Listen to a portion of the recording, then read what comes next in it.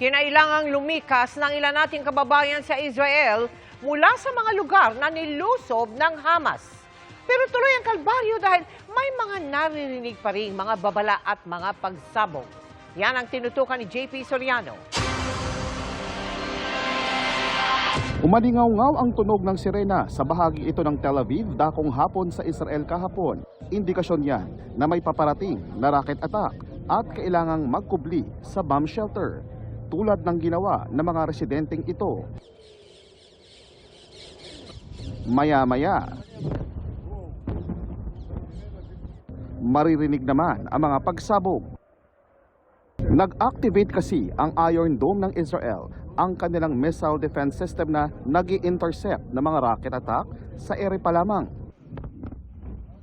Tiempong nasa loob ng sasakyan at bumabiyahe sa Tel Aviv ang defense attaché ng Pilipinas nang mangyari ang missile alert.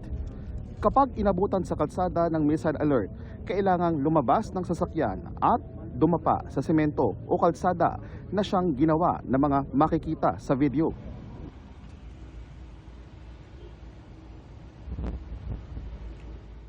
Narito tayo ngayon sa Tel Aviv-Yafo, ang mataas na bahagi ng Tel Aviv kung saan makikita ang makasaysayang Mediterranean Sea at ang lawak po ng Tel Aviv. Dito rin nakita noong October 7 at 8 ang ilang beses natangka ng grupong Hamas na magpabagsak ng rocket dito sa Tel Aviv sa mga gusali at sa mga bahay na sinalag naman ng Iron Dome defense system ng Israel. Ipinakita sa akin ng ilang OFWs kung ano ang itsura at makikita sa loob ng isang bomb shelter. Bakal po talaga siya. Isasarado po namin na ganun talaga siya as isi-seal siya. And then po, i-close po yung door.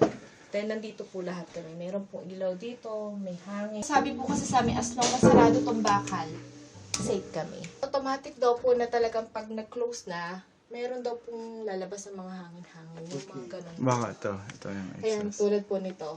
Ini-stack na po kami tubig, mga pagkain nila. Andyan po sila, mga tinapay, emergency po, kumbaga. Mga stack po ng biskuit. Tulong-tulong po kami, ganun kung ano.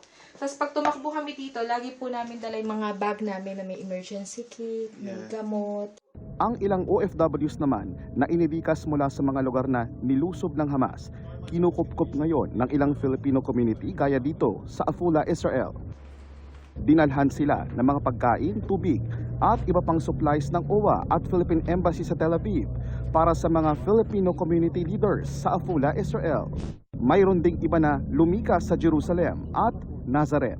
Gaya ni Jenny, isang caregiver sa isang bayan malapit lang sa mga kibbutz sa Southern Israel. Nang pasukin ng Hamas at atakihin ang mga sibilyan sa mga kibbutz, tumakas na raw si Jenny at anak na Filipino-Israeli patungong Jerusalem. Natatakot, baka po may terrorist sa likod namin. Super po trauma yung nangyari ngayon.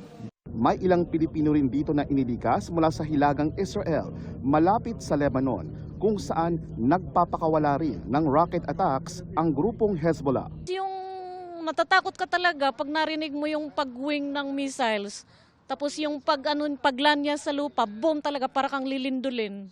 Para sa GMA Integrated News, JP Soriano, nakatutok 24 oras. Mga kapuso, kasama nyo kami 24 oras. Mag-subscribe sa GMA Integrated News sa YouTube.